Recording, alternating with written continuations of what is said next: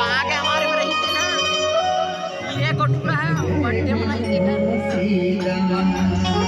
जब हाँ तो मंदिर का एक बोलिए परम पूज्य गुरु महाराज बाबा की बोलिए गुरु बाबा की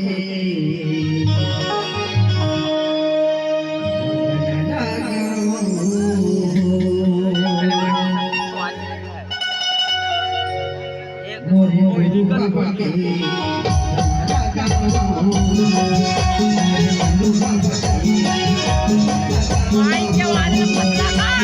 मोरी गुरु बाबा कोई वंदना लगा मोरी गुरु बाबा कोई वंदना लगा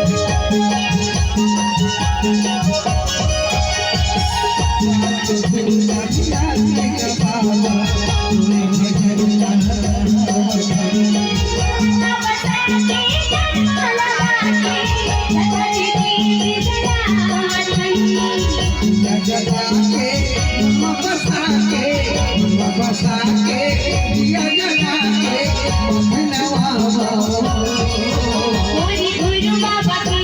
वंदना लगा बाबा कोई वंदना लगा